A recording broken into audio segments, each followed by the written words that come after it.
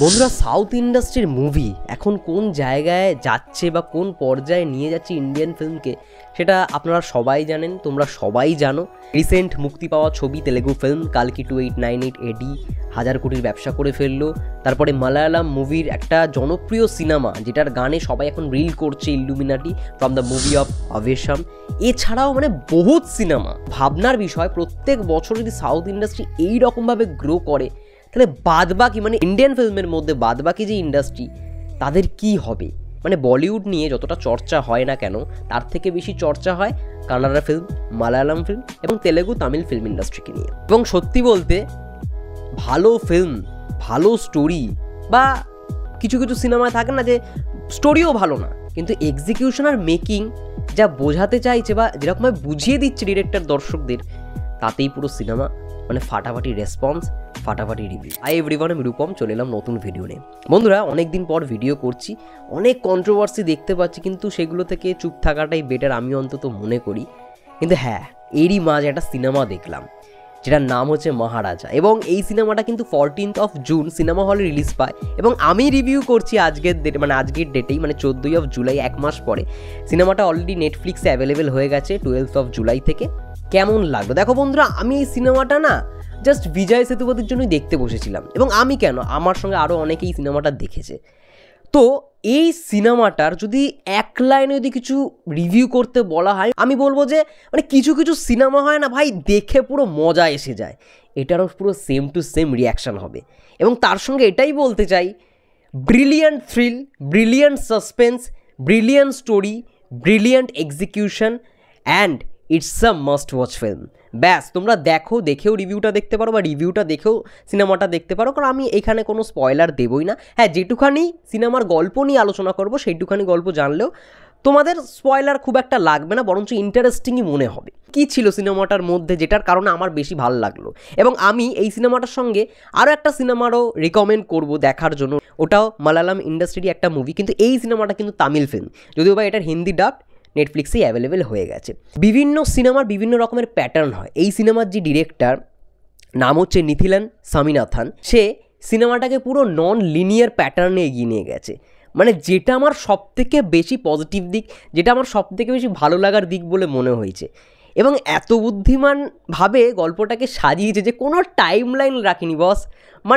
সিনেমাটা যখন আপনারা দেখবেন, কোথাও গিয়ে মনে হবে ভ্যাবা চাকা খেয়ে গেছেন। ইয়েস, আমারও কিন্তু তেমনই মনে হয়েছে। সিনেমাটা দেখার সময় মনে হচ্ছে, বাবা এটা তো দেখে নিয়েছি, পরে আবার এই সিনই কেন আসছে, তাহলে এই গল্পটা এটা কি আগে ঘটেছে নাকি এটা কি পরে ঘটেছে। এই সিনেমাটা দেখার সময় আমার সেম টু সেম এই জিনিসটাই মনে হয়েছে। কিন্তু হ্যাঁ, যারা মন দিয়ে সিনেমাটা দেখবে এবং কানেকশানটা, আমরা বলি না যে ম্যাথমেটিক্সে এই রুলটা, এই ফর্মুলা, এই অঙ্কের ক্ষেত্রে অ্যাপ্লাই করতে হবে, সেম টু সেম এইখানেও যদি সেই ফর্মুলাটা তোমরা অ্যাপ্লাই করতে পারো, টাইম লাইনটাকে জাস্ট যদি তোমরা ধরতে পারো, আমি বলবো যে এটা সবথেকে ভালো লাগার সিনেমা হয়ে উঠবে। এবং আমি যেই সিনেমাগুলো রিভিউ করি বা রিকমেন্ড করি, খুব একটা কিন্তু বাজে হয় না। আমি তার জন্যই বলছি Maharaja it's a must watch movie. ভাই, বিজয় সেতুপতি, এই মানুষটাকে দেখি, মানুষটার যখন পোস্টার দেখি, আমি তখনও জানি না সিনেমাটার মধ্যে আরও একজন রয়েছে, সেও খুব নামি ডিরেক্টর, নামি অ্যাক্টার, যার নাম হচ্ছে অনুরাগ কাশ্যপ। সিনেমার একদম মাঝখান পোর্শন থেকে তার এন্ট্রি হওয়া শুরু হয়, কিন্তু তার ক্লাইম্যাক্সের অ্যাক্টিং ছাড়া আমার খুব একটা তাকে দেখে মনে হয়নি যে খুব ভালো অ্যাক্টিং করেছে। কিন্তু ভাই, বিজয় সেতুপতি প্রত্যেকটা ফ্রেমে যখনই আসছে না, ব্রিলিয়ান্ট। এবং তার জন্যই বললাম, এত সুন্দর থ্রিল একটা সিনেমার শুরু, সিনেমাটা যেরকমভাবে শুরু হচ্ছে সেটার সঙ্গে মাঝখানে যে স্টোরি লাইনটা ঢুকছে, কানেকশানটা কীভাবে আসছে, এটা এত সুন্দর করে ডিরেক্টর সাজিয়েছে, আউটস্ট্যান্ডিং, মাইন্ড ব্লোয়িং। তার সঙ্গে যদি সিনেমার গল্প নিয়ে একদম ছোট্ট করে আলোচনা করি, সিনেমাটার গল্পটা শুরুই হচ্ছে একটা অ্যাক্সিডেন্টকে দিয়ে, ঠিক আছে, এবং সেখান থেকে একটা কমেডি মোড় নেয়। এখানে বিজয় সেতুপতির একটা অ্যাঙ্গেল দেখানো হচ্ছে, তার মেয়ে বড় হচ্ছে, তো এই একটা অ্যাঙ্গেল দেখানো হচ্ছে। এবং তারপরেই তার মেয়ে যখন খেলার জন্য বাইরে চলে গেল, তখন তার মেয়ের একটা খুব যত্নকারী একটা জিনিস, যার নাম হচ্ছে লক্ষ্মী, যেটা হচ্ছে একটা ডাস্টবিন, ঠিক আছে, যেখানে লেখা আছে ইউজ মি। তো সেই ডাস্টবিনটা হঠাৎ করে চোর চুরি করে পালিয়ে যায়। তো সেই ডাস্টবিনটার জন্য বিজয় সেতুপতির যে ক্যারেক্টারটা, সে পুলিশ স্টেশনে গিয়ে একদম ডিরেক্ট এফআইআর করে, ঠিক আছে। তো পুলিশ অফিসাররা একটা ডাস্টবিনের এফআইআর কেন নেবে? কারণ সে সেই ডাস্টবিনটার জন্য অ্যাডভান্স 50,000 পেমেন্ট করছে, প্লাস ডাস্টবিনটা খুঁজে পাওয়ার জন্য পুলিশদের সে 5 লাখ টাকা পর্যন্ত দিতেও রাজি। ভাবুন এই ক্যারেক্টারটাকে এই রকমভাবে সাজিয়েছে।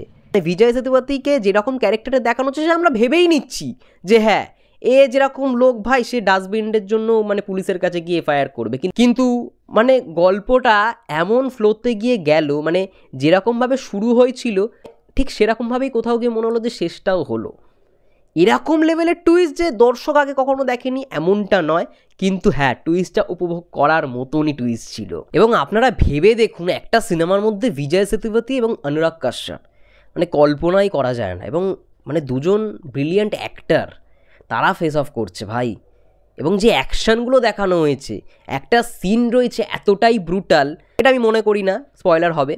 একটা গলা কাটার দৃশ্য রয়েছে, বিজয় সেতুপতি একজনের গলা কেটে দেয় ভাই, ওই সিনটায় মনে হচ্ছিল হাততালি দিই ভাই। টিভিতে দেখছি তাও মনে হয় হাততালি দিই ভাই, একটা আলাদাই গুজবাম্পস খেলছে বারবার। এবং তার সঙ্গে সঙ্গে পুলিশ স্টেশনের যে দৃশ্যগুলো দেখানো হয়, যে একটা ছেলে আসছে চোর, যার নাম মানে এখানে বলছে যে পুলিশরা বলছে এখানে কেউ পুলিশ রয়েছে, বলছে হ্যাঁ আমি পুলিশ, মানে সে চোর কিন্তু তার নাম হচ্ছে পুলিশ। মানে এইরকম এলিমেন্টস অ্যাড করা সত্যি একজন ব্রিলিয়ান্ট মানে ডিরেক্টরের ক্ষেত্রেই পসিবল, এটা কোথাও গিয়ে এই সিনেমাটার মধ্যেও দেখলাম। ফ্যান্টাস্টিক, আমি তো বলবো এই বছরে 2024-এর আমি এতদিনে যে কটা সিনেমা দেখেছি সব থেকে ভালো সিনেমা কিন্তু এইটাও। কালকি 2898 আমার খুব ভালো লেগেছে, আমি হয়তো রিভিউ দিতে পারিনি, কিন্তু ভাই এই সিনেমাটাও মানে ঘরে উপভোগ করলেও না মনে হবে একটা দারুণ কিছু দেখলাম, মানে ঘরে দেখার সময়ও মনে হবে। আমি তো ভাবছি সিনেমা হলে যারা যারা দেখেছে তাদের কী অবস্থা ছিল। ফ্যান্টাস্টিক, এবং যেটা বললাম যে একটা brilliant thrill, brilliant suspense and brilliant execution. গল্পের এই কানেকশন ওই কানেকশন যদি তুমি ভালো করে মিলিয়ে ফেলতে পারো, টাইম লাইনটা যদি ভালো করে ধরতে পারো, ডিরেক্টর এইখানেই একটা খুব বুদ্ধিমানের কাজ করেছে। বিভিন্ন সিনেমা আমরা দেখে থাকি না যে এই সময় ঘটনা দেখানো হচ্ছে, এই সাল দেখানো হচ্ছে, কিন্তু এইখানে ডিরেক্টর যদি পুঙ্খানুপুঙ্খভাবে দেখো, যদি দেখতে পারো ক্যালেন্ডার বা যদি দেখতে পারো এইখানে এত ডেট লেখা, তাহলেই বুঝতে পারবে টাইম লাইনটা। নাহলে কিন্তু ডিরেক্টর সেই রকম কিছু টাইম লাইনে হিন্টসই দেয়নি। কারণটা হচ্ছে এইটাই, যাতে কেউ টাইমলাইনটা ধরতে না পারে, এবং সিনেমাটার যখন শেষ হবে তখন যাতে সবাই বুঝতে পারে যে হ্যাঁ এই জিনিসটা হয়েছিল, তখন সবাই মেলানোর চেষ্টা করবে যে গল্পের শুরুটা কিন্তু এইখান থেকে ছিল। ব্যাস আমি এটাই বলবো। এবং তোমাদের যেটা বললাম যে এই সিনেমাটার সঙ্গে আরও একটা সিনেমা তোমাদের দেখার রিকমেন্ড করবো, যেটার নাম হচ্ছে, খুব বড় নাম তাই দেখে দেখেই বলছি, গুরুভায়োর আম্বালানন্দায়াল, যেটা তোমরা ডিজনি প্লাস হটস্টার দেখতে পারবে। এবং এটারও কিন্তু হিন্দি চলে এসছে, ডিজনি প্লাস হটস্টারেই রয়েছে। এবং এই সিনেমাটার মধ্যে তোমরা মুখ্য চরিত্রে পৃথ্বীরাজকে দেখতে পারবে। আমার দারুণ লেগেছে, মানে এটা হচ্ছে ফুল টু কমেডি একটা সিনেমা। যাই হোক, এটা তো আর রিভিউ করতে পারলাম না, তাই মহারাজার মধ্যেই বলে দিলাম, এটাও একটা কিন্তু খুব রিকমেন্ডেবল মুভি। মহারাজা দেখার পর আমার কোথাও গিয়ে মনে হয় এই যে ইন্ডিয়ান সিনেমা যেরকমভাবে গ্রো করছে ভাই, সাউথ ইন্ডাস্ট্রি যেরকমভাবে গ্রো করে নিয়ে যাচ্ছে, আবেশম একটা আনলো, কালকি 2898 একটা এলো, মানে মালায়ালাম, তেলেগু এবং তামিল ইন্ডাস্ট্রির থেকেও কোথাও গিয়ে আরও একটা বড় মুভি কিন্তু এই বছর অলরেডি চলে এলো, সেটা হচ্ছে এই মহারাজা। ফ্যান্টাস্টিক, বিজয় সেতুপতির অভিনয়, সাপের একটা দৃশ্য রয়েছে সেই জায়গায় এক্সপ্রেশনটা দেখো, আবার শেষে গিয়েও তার এক্সপ্রেশনটা দেখো, তার থেকে কেউ চোখ সরাতে পারবে না, এইটুখানি বলে দিলাম। Mind blowing, fantastic and it's a must watch. যাই হোক, এটাই ছিল মোটমাট আমার রিভিউ। দারুণ লেগেছে, দারুণ।